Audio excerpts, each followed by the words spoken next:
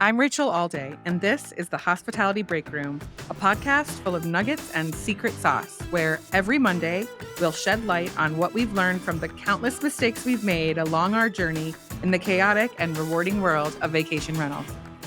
Hi, I'm Rachel Alday, and welcome back to the Hospitality Break Room. Today, we have a really special guest. It's my husband.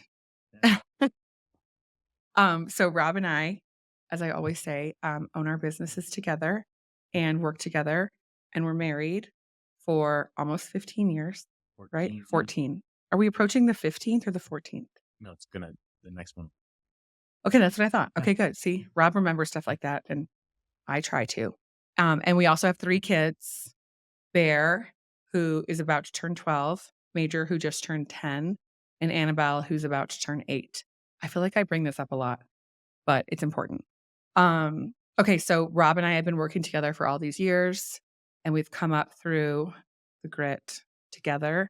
And so we have so much to say, both of us. But I think this episode, we're going to talk about our most recent conference experience, which was VRMA International. And it was amazing. And so we were prepping for this episode, and we were thinking we would talk about some of the learnings and not like a conference recap, but more like some of the things we've learned over the years from going to conferences. And just so I had some lessons that I feel like I learned while we were there. So we're going to talk about that. Okay. Okay. So do you have a point you want to start with, Rob? I mean, I think this year we probably brought the most amount of people from our team that we ever have. So I thought that was very insightful and seeing them, because the biggest thing to me that you get out of it is the connection with, your peers. And it's so great to then bring your team members and then see them have the same experience, even with other people who you may not be connected with. And they're, Yeah. going out and they're getting out there and they come back with, and since we brought so many people, we had people sort of write up a little application for it and say why they wanted to go and what their goals were. And then they had to agree to come back and share with the team. So we're in that process of kind of, Yeah. getting that information and getting it back out to the team. But because I feel like from an individual perspective, when you go, it's really hard to come back and give 100% of what you absorb back to everyone. So, Yeah. so us bringing, 7 to 10 people was really great. Yeah. And I think we're going to get a lot of legs out of that, I think. So we brought, so Rob and I went, Mhm. and then we brought 5 people from our team. And it was Blaine, who is does owner relations, but has a big operations background. And we brought Michael, who has guest services. He's in charge of guest services. And we brought Tootie, who is a director over marketing and guest services and HR. And Miles, who does our homeowner acquisition and some homeowner relations. Brandon. And Brandon, right. Thank you. And Brandon, who runs our Sun Valley operation. And so that was a cool team. Lenny and Hart and Kyle. Yeah. So Lenny and Hart, and Lenny was on a previous episode. Yeah. Lenny and Hart have Tandemly, which is the consulting company that we use. And actually, Lenny and Hart and I did a session at VRMA. It was like the last session of the last day. And we were up at the same time as the conference recap done by Sarah and Tim from Ski to Sea, which was that is a really hard spot to be in because those people are in demand. And I know if I wasn't doing that session, I would have been at their session. But I think that we had pretty good attendance and it was a packed room. Yeah. And so Lenny and Hart have Tandemly. They were there. And then also Lenny's husband, Kyle, has his own property management company called Dwell, and they're in Flagstaff, Arizona. And Kyle was there as well. So within that group, there's 10 people, and that was a lot. And so, yeah, like Rob said, with our team, we realized years ago that going to conferences was so important. In the beginning, we used to not go to any conferences. Definitely poo-pooed it for sure. Rob was super anti.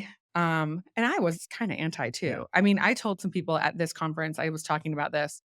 I think for the first 2 times we went to conferences, we did not talk to anyone. Not me. No. And we basically just, like, walked around, like, hating on everything. I'm not gonna Yeah. lie. Like, I feel like we walked around and we were like, "Ugh, stupid, Yeah. annoying, that's too expensive." Like, so when I see people who are maybe in that mindset, like, I have seen some people posting on social, um, actually saw, Maddie Rifkin, who I really like and who we're hoping to kinda work with, but she had kind of a negative post about VRMA and the conference, and it's like, I get it, because when we were younger, less experienced, and, well, I don't know, when we just didn't have so many years of, like, the ups and downs, um, and we also didn't have the connections with the people that are, like, so, um, like, such good connections with humans that we Yeah. have now. We knew people in the industry, but, like, maybe they weren't people that we really jived with or liked, and so when we used to go to the conferences, it was a totally different thing, and it seemed like so much money, and, like, not that great of an experience. But now, I think over the years, number 1, like, ups and downs, so, like, learning all the things that we thought before that we, like, assumed were right, weren't right. So, like, all the things that we were like, "Oh, that's stupid," or "That's too expensive," like, no, actually, over the years, we learned, like, "Oh, it's worth the money," or "It's not that stupid, you need that," or whatever. Um, and so it's just changed so much because now it's like, we go to conferences, and not only are we going and, like, going to as many as we can, but we're bringing people, which is, like, a huge expense. Like, I think it was $1,200 a person, Yeah. and that's just for the conference, pass, and then, you're talking lodging, travel, like, we'd fly and all this stuff. And so, it's probably, like, $10,000 or Dinners and everything. 15, Yeah. yeah. Like, we took, I don't know, 22 people out to dinner or something, and but I feel like it ends up being so worth it because we make these relationships with people who are, like, either really similar to us in the way they run their operation or really similar to us in the way their demographic of their clientele, or they're, like, vendors that we really respect and look up to, like Breezeway and Justin Jeremy. and Jeremy and all that, yeah. Yeah, I mean, I think too, just like as we've grown up in the industry and matured and kind of gravitated to like-minded individuals and make great connections that Yeah. really mean something. Like, you don't see them for 6 months, but you can pick up right where you left off, or you may call them or send them a message or whatever on a question you have or Mhm. something, and they're right there for you. So it's like a big thing of knowing that those people always have your back, but you like when you meet up with them, it's like somebody you grew up with that you're right off, Mhm. you don't miss a beat. You're like, Yeah, it changes my mindset on vendors. Like, it changes my mindset on, like, the way I think about vendors and, like, people that are selling to us, because when we're there and we're making, like, one-on-one in-person relationships with the people that own or work for these vendor companies, it changes the way, you feel when someone's selling you something and you're kinda negotiating on a price and services. You can get, like, negative about it, but I feel like you can get I don't know, I can get, like, a negative mindset with vendors sometimes when I feel like I'm being taken advantage of or, like, cheated, lied to, whatever, and I think when you go to the conference and you put the person, like, the name to the face and everything, not always, but usually that can really help because then when you have an issue with your product or service that you're getting from a vendor, you can reach out and you have, like, a personal relationship so you can work through it.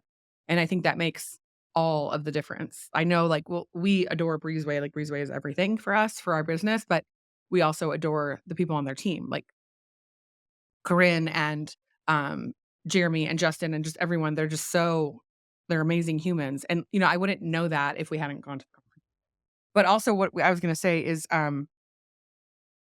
the thing that Rob mentioned about us having our team, like, we had them write, like, a few sentences or up to a like page. not a big. Yeah, we didn't, like, have a form. It was just, like, write something. It was very Rob and Rachel slash Abodian of us, like, do something, but we're not gonna define what. No, but, like, we wanted them to write up, like, why they thought it would be good for them to go to the conference, and that really helps too because, like, you got to see people's motivation. Since we didn't give them direction, it was like you could really see where they were coming from, why they wanted to go. I think that's helpful because I do think probably a lot of people in other companies run into this where maybe you get to a point where you realize the conferences are very helpful and worth it, and then you get to the point where you maybe have enough money in your budget to bring more people to a conference, um, and then you're like, "Now how do we decide who goes?" Yeah. And how And do you not keep bringing the same people? because we started Yeah, taking people, that like, happened to what, 3 us. or 4 years ago, and it Yeah. just hasn't been hap but, also, I think it's, like, important to note about the connection, but then once you start bringing more team members, then it's the connection with them, sort of in a work, e experience type thing, but it's not. It's sort of outside of work too, because 'cause Mhm. you're going out to dinner and you're on the plane talking, or, you're just traveling together talking about stuff that's way more outside of work. Yeah. Someone, that I really respect and that I've just gotten to know recently mentioned to me at the conference, or even just, like, maybe it was yesterday at breakfast.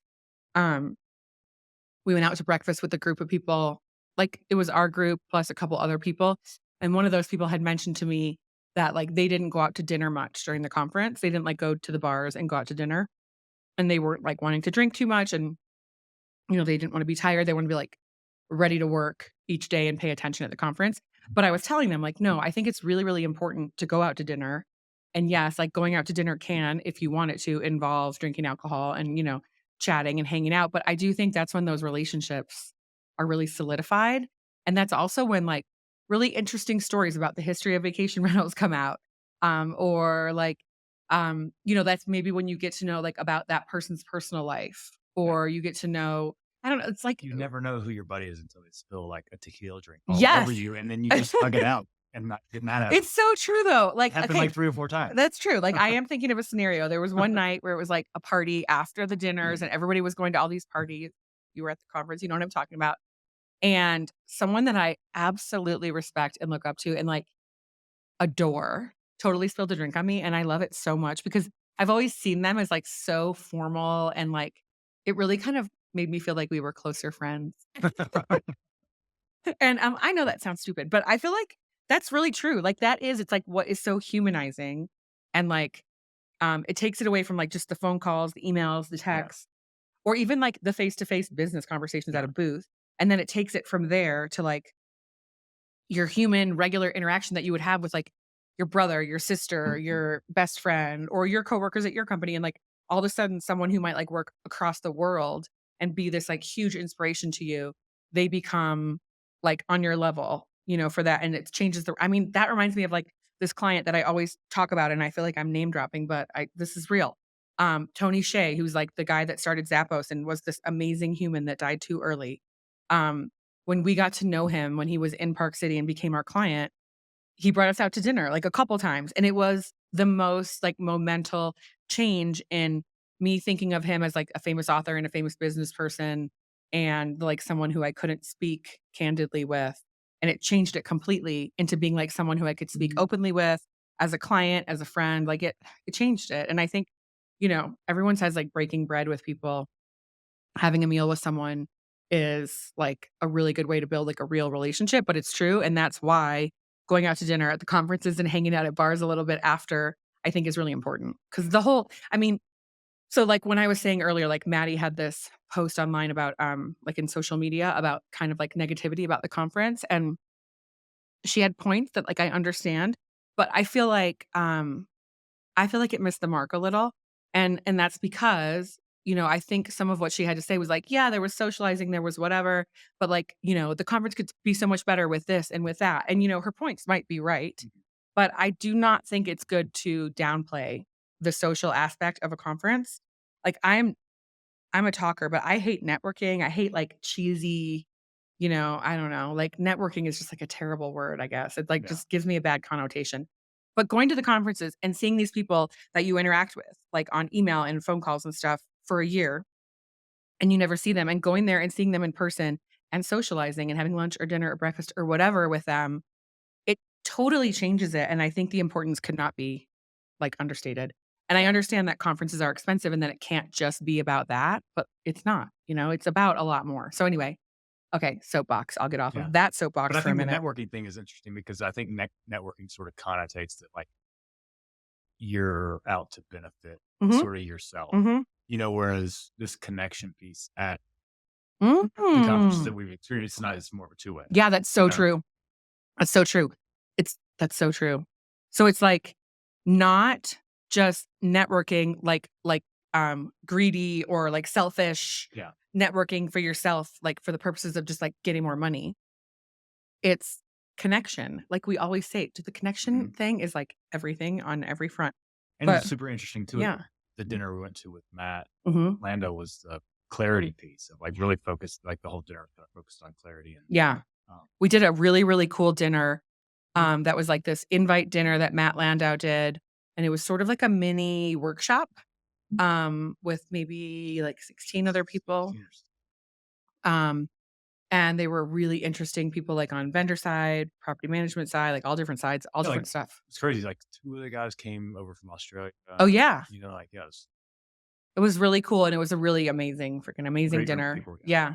And then but it was all about clarity and about, like, creativity. It again, like, that kind of stuff used to be I would consider it, like, woo and a waste of time and, like, I got shit to do. I'm not gonna, like, sit around and talk about creativity, but honestly, I it think makes a too difference. It's helpful. at that point in our journey, like, that we were still a lot It's day true. to day and just doing yep, Yeah, we didn't have so we didn't time. have the clarity. Yeah, well, yeah, no, we couldn't have. And again, that kinda goes back to what I was saying earlier. It's like everyone's perspective is different on these things because it all comes from, like, how long they've been in the business, how long they've been working, at all, like, how long they've lived on the Yeah, earth where and, you're at like on your journey, yeah, and basically. where you're at in your whole thing, and so I think, everyone gets to different places at different times, but that's a great example of, like so I definitely had more of that negative connotation in the past with so many things, and now, probably because I've gone to a lot of therapy, I feel like I have this other openness to something like the concept of creativity at a workshop that I might have poo-pooed before, but now I'm like, "Yes," Mhm. and it's really, like, life-changing, and same with the whole conference overall. Yeah. Yeah. Um, let's see. Okay, so one of the things I wanted to bring up because I had, like, so many positive experiences, and it makes me really excited to go to DARM. It makes me really excited to go to VRMA a year from now even. But I also had some negative ones, and I think that it's important to, like, be able to not brush aside the negative experiences that we have at a conference or the negative concepts, and I think it's important to, like, learn from them, and so we had this amazing, amazing time at VRMA, and then it was, like, the last day towards the end of the day, like, right before we were gonna go I was gonna go do this session with Linny and Hart, and I went to go talk to one of our vendors that we've worked with for the past year, and Rob was there with me, and, it's a vendor that sold us this really important, like, tech and, it's, hardware and tech that is, like, really important to a vacation rental company in general, and we've just had, like, a really bad experience, and it's, one of those things where, like, we can't get them to respond to us, to our team, and so I was, like, so excited to go and be like, "Okay, I'm gonna go see him at the booth," and then he'll be able to be like, "Yes, okay, I can help you, let's figure this out," because, like, that's the one of the other benefits of, I think, the vacation rental conferences is like you're able to see your vendors in person. And I mean, almost all the time when you go up to that vendor, even if you're having an issue and like maybe something isn't going the way you'd hoped, you see them face to face and they're like, okay, I got it. Like Jeremy from Breezeway is the perfect example. There's something that I needed, some sort of a concierge tool. And I was thinking that maybe Breezeway would be able to make it happen through their platform. And so I had met with Jeremy like 2 years ago, I think, at least a year and a half, something At like that. least 2 Okay. And I had gone to him about it, and at the time, I didn't know him at all, and, he's the CEO of Breezeway, so it was like, I was honestly kind of afraid to even, like, bring it up. I thought he'd blow me off, and, I just kinda, like, walked up to him at the conference, and I was like, "I have a thing I need," Anyway, we have become friends, like, he's an amazing human. He hasn't really, for sure, been able to help us fully with this thing that we want, but it's, like, a very niche-y specific thing, so that's okay. But he's tried, like, he's really tried. He still has conversations with us about it. He initiates conversations, like, he will schedule with us to meet and talk about this topic, like, every so often, even though it's kind of gonna be impossible for him or really hard.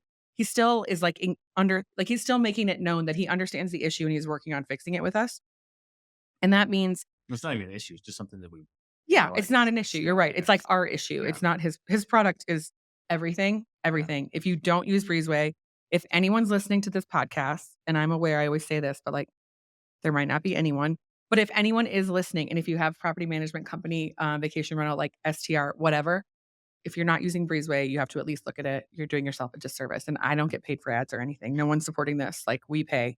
Rob and I pay to have these episodes produced and everything.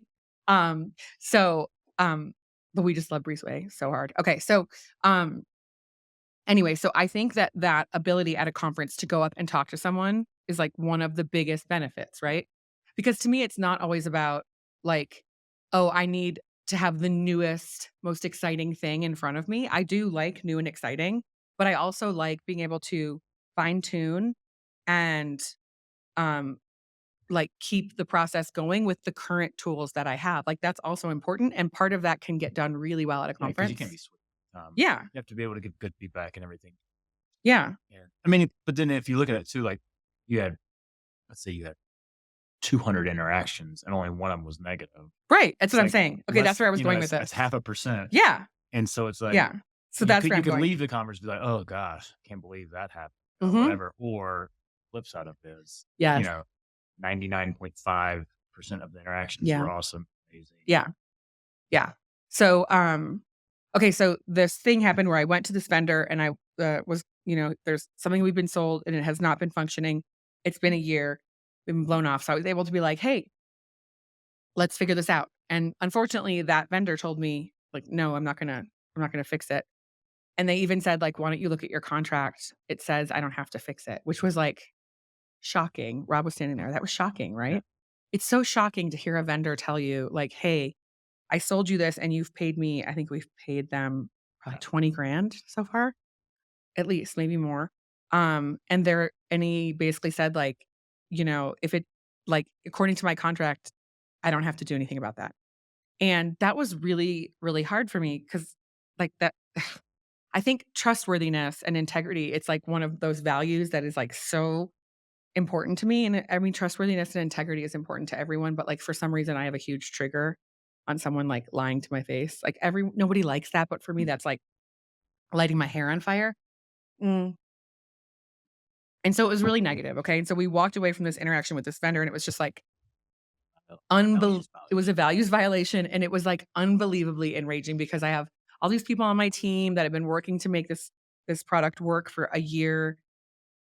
And we kind of felt like, well, once we go to the conference, we'll be able to talk to them and I'm sure they'll figure it out with us. And this guy was basically like, no, I'm not going to figure it out. I don't have to. And, that was like, oh my God, that was so incredibly enraging, but also like afterwards, just like sad to me because I feel like our industry is so much better than that. So then the next day, after like we went out to dinner with everyone and blah, blah, blah. And then we went to this breakfast. And so I was like trying to think through with my team that was there with me, like, all right, what do we learn from that experience? Because whatever mistake that vendor made, whatever situation they've gotten themselves into where they cannot support their product, they can't support their customers, and I don't know, they're in some sort of a jam, obviously. Um, like, what do we learn from that? Because clearly we get in a jam sometimes too, Oh, yeah. and we disappoint our customers. And so after that experience, I was trying to think to myself, like, I am so put off by how that person acted and and that person is like the CEO or whatever of their company. It's like how they represented their brand, their team, and it's like, I never ever wanna do that for my team. Like, I wanna make sure that we don't that makes me so mad. How can we make sure we never do that? And so we talked a lot about like, how do we make sure that when one of our guests or homeowners is like having an issue that we don't like blow it off. We don't say like, whatever, I'm not gonna because that's kind of what was so enraging too, is that they were just like, I don't know, I'm not gonna help you, doesn't matter. And I wondered like if we ever have interactions with guests, we always talk about how amazing our service is, but I'm sure that sometimes there's a guest or a homeowner that has an issue and we're not giving them what they need, which is just to say, "Yeah, okay, let's figure this out together," you know? But it was good we had all of our team there, and we could kinda go through this exercise Yes. together with them when we woke up in the morning, and we're all Mhm. there in the same vacation rental and, kinda sitting around having coffee. Yeah. Even before we left to go to breakfast, we were talking about it, and, like, Yeah.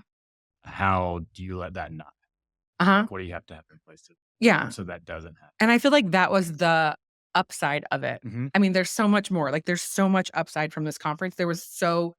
We could not even possibly list out, like, all the good things that we got out of this conference, but I think actually this interaction with this vendor that was, so disheartening, the upside was we were able to later, like, stop and be like, "Okay, how can we make sure we never make any of our customers feel like that?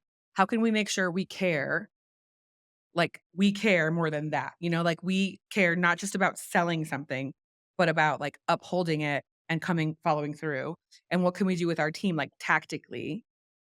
And so we literally talked about, like, we were talking about the process through which like a complaint would come in and making sure that like how we respond. And we really do have training in process with our team where we talk about like, how do you respond to an angry complaint? And like we literally go through like step by step, like, empathy, taking notes on what the issue is, like acknowledging it, repeating it back to them, all these steps, which we could do like a whole And to me, episode it's on. like a But culture thing too of like knowing that everything's kind of being looked at by the team, even though if it's one person's job to reply back to the guest, let's say they text in on, well, then somebody else on the team's going to see that. And if they have like a non-caring, non-empathetic response, then that's going to get called out because of the culture. And so you have to keep the culture in place. That's one yes, thing to like keep working on the yeah, culture to make sure that those behaviors aren't accepted. yeah, yeah, we did. Okay, so like because that's an important thing. And the session that I did with Lenny and Hart at this last conference was all about company culture, and I think that's totally true. Like, because I think a lot of people, including me, before we did all the company culture work, um, it's like you can kind of be like company culture, like whatever. You know what we need to do? We need to like do our job and do it well, and like we need to take care of the houses, and, like book the reservations, and then take care of the guests.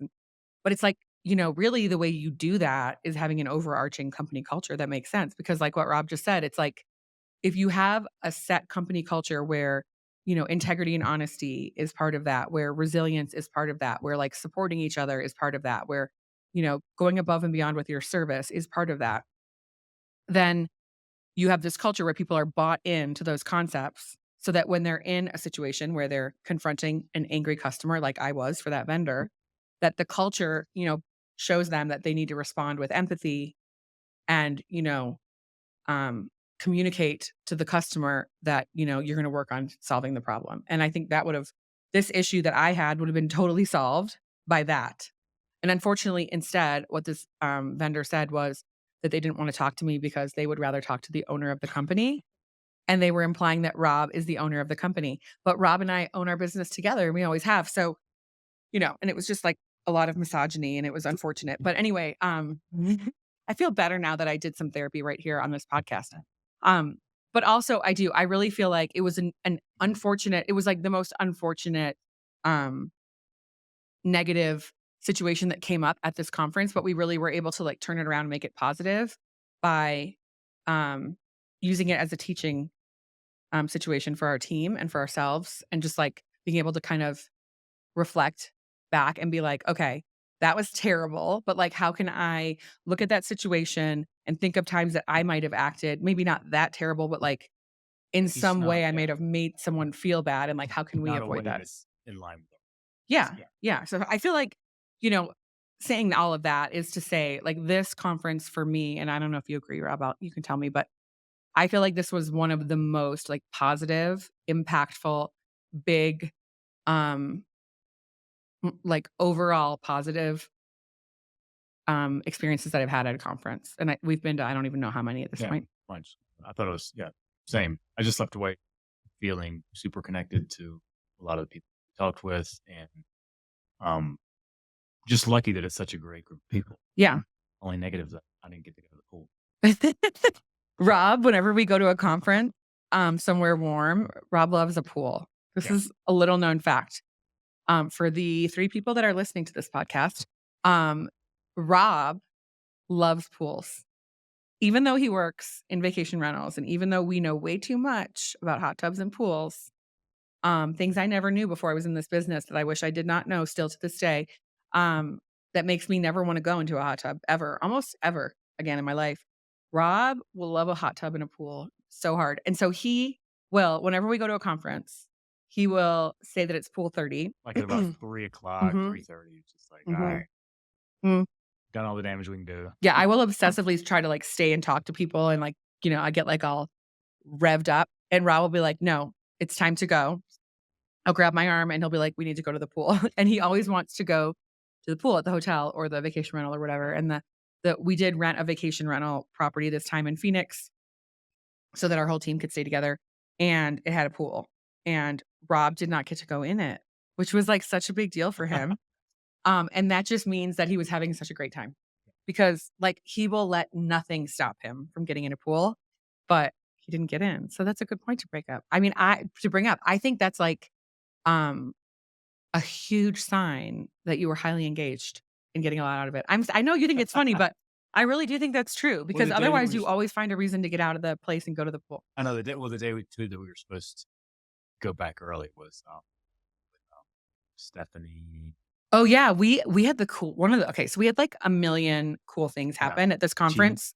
Chai, I Chai, think, yeah. yeah, um, and, we met, that again, like, I think it can be downplayed, like, the schmoozing and the networking because there is that negative connotation of, like, the sort of selfish side of networking and schmoozing, but there's this upside, I mean, if you have it in you, like, if you have been to therapy, or if you if you've lived enough life where you, like, um it's not to be a Pollyanna, but it is to be able to, like, see the opportunity and the positive potential in just, like, meeting and talking to people, which really doesn't have to be just schmoozing and gossiping. It can be so much more if you let it be. So, there's a woman that reached out to me, and she has a business based out of Japan, and she manages, like, amazing properties in, Japan and Thailand and Bali. Thailand and Bali, yeah, and her name's Stephanie.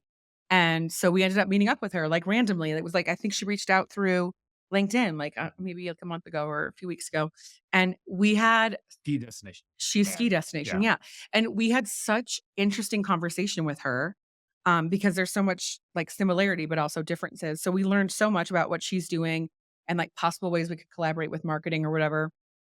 And we ended up inviting her out to dinner with our group, and then, like, this okay, perfect example is she comes out to dinner, we ended up having to split our group into 2 tables, they were, like, right next to each other, but still, because we had so many people, and so Stephanie ended up sitting next to Hart from Tandemly, so Linny and Hart, so Stephanie was sitting next to Hart, and she brought her friend Tina, and her friend Tina went to college with Hart. So, like, we're at this dinner in Phoenix for at a conference, and, like, Hart is really in consulting. She's not in vacation rentals, but she was there because we were doing a session together, and, like, Tina was there with I think she works with Stephanie. Mhm. It was all just so random, and then there was, like, this amazing personal connection, and then who knows what will come out of that. There's a lot of opportunities there.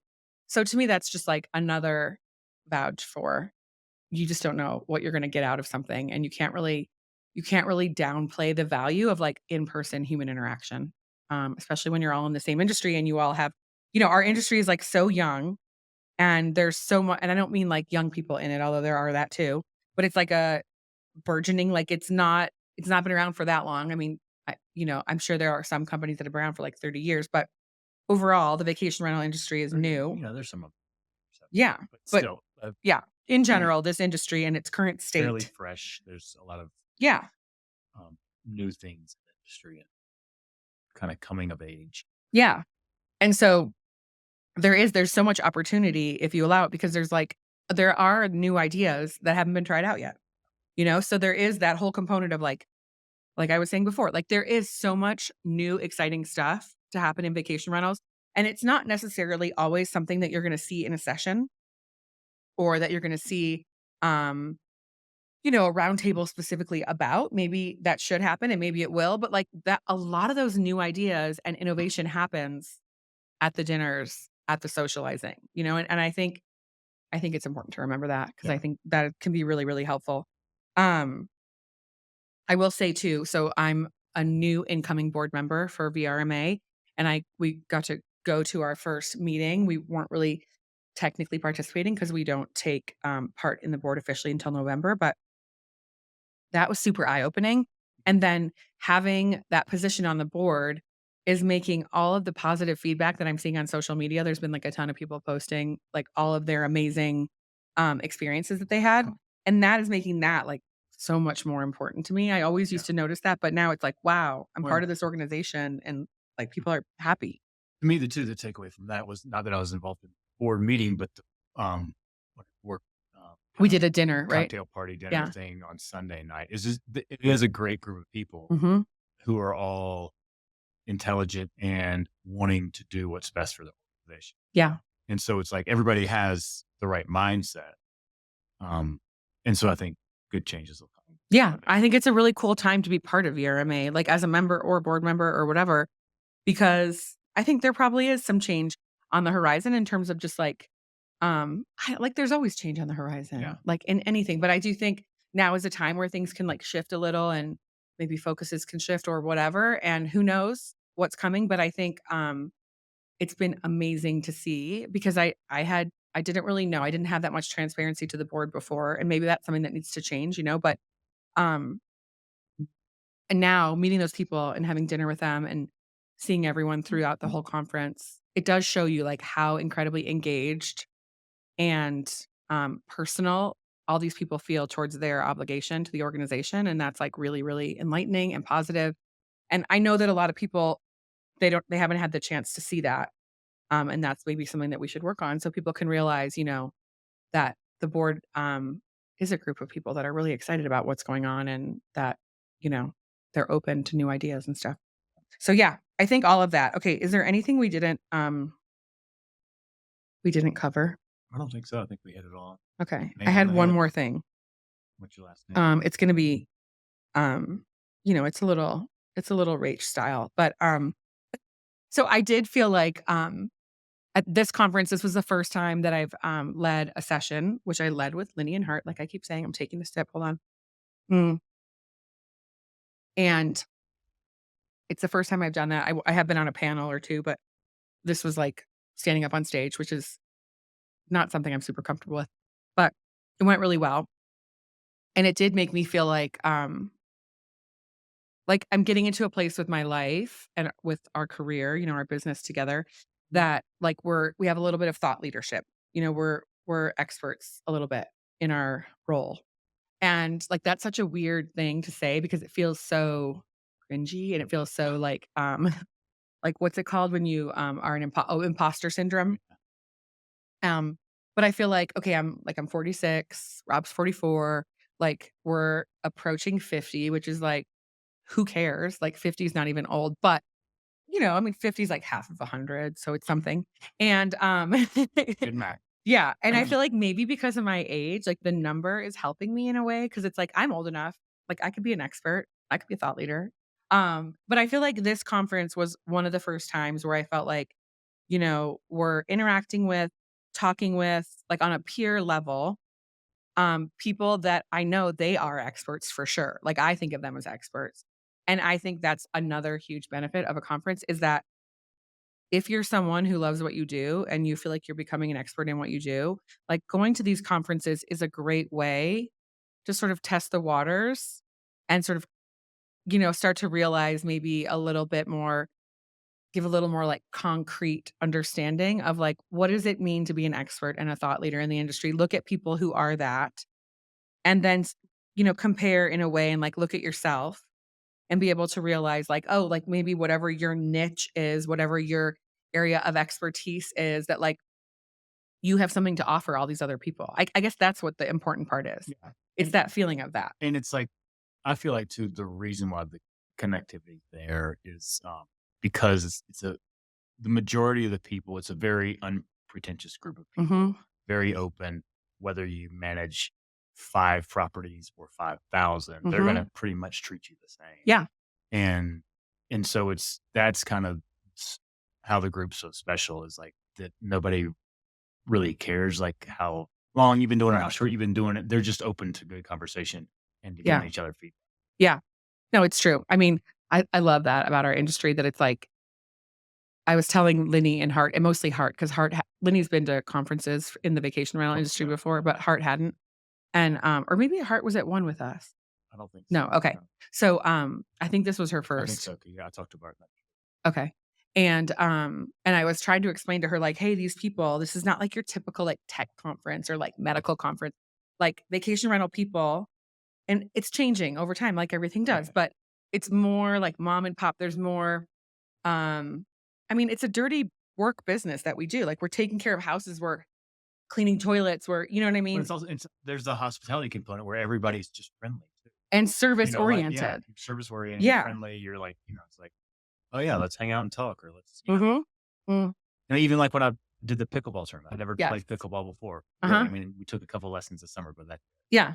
and everybody was just so nice, and, like, I was playing against, like, you know, Jeremy and Near, and They're Jeremy is awesome. super involved in it, but they're and Robin, and they were all just, like, taking their time, be like, "No, no, this is how you gotta do it this way, and this Yeah. is how this works, and this is how this works." Yeah. Totally. Or even I feel like, Megan Moylan, who we, like, adore, and, Megan has her podcast, Workflows and Espressos, which I'm obsessed with and send people episodes on my team, like, all the time, and she just mentioned us on her recent episode, by the way, which is I feel like I got talked about on, like, the Today Show or something. It's hilarious. Like, whenever I hear Megan mention my name on her podcast, I'm like, and so but Megan was there, and, like, Megan did the opening thing for our session. So the Oh, session yeah, that I that's did yeah.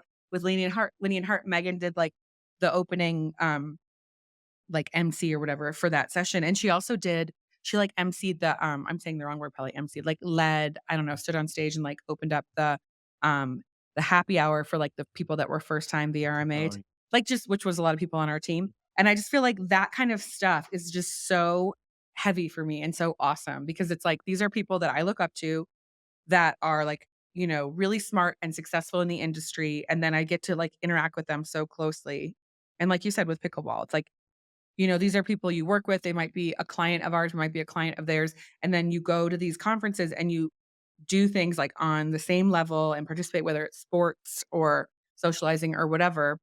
And it makes such a freaking difference. And and back to what I was saying before about being a thought leader. I think I think anyone in this industry, because so many of us come into it, not because we're coming into it um because we're, like, super experts to begin with, but a lot of people come into this industry just, like, randomly, happenstance, like, side gig that turns into a there's not a lot full-time. of ego, like, "I'm gonna take over the world," Yes, there's sometimes, that's Yeah. okay, we need some of that.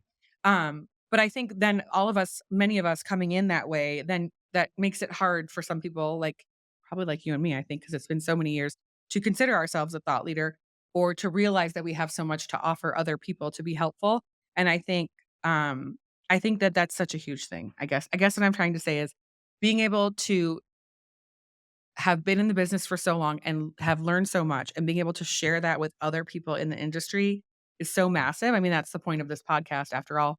But also being at the conference, it just solidifies that because it's like you do have a chance to go on stage and tell other people like secrets of what you do and help them along. You do have a chance to go to dinner and everyone share back and forth and connect.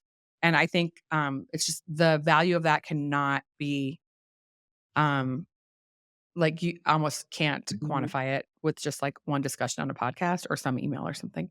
So, anyway, I feel strongly about that, and I just wanted to share that with everyone. Okay, did that make you think of anything else, or do you feel good about what we've shared here? No, yeah, I think it's great. You're good? Yep. I'm really, really proud of Rob for even doing this podcast with me because Rob's not, like, someone who just, like, loves to chit chat. Like, he's Finally kind of to the point. finally got the invite,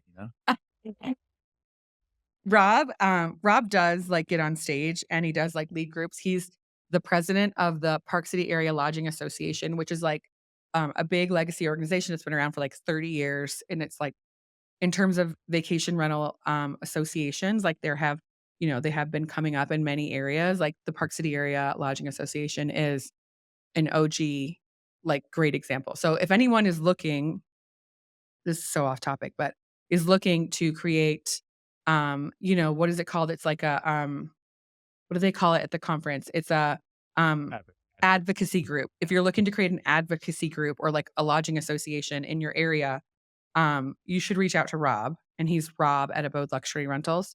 Um, and we'll put it in the podcast notes, the episode notes, or whatever it's called, Show notes. show notes in the show notes.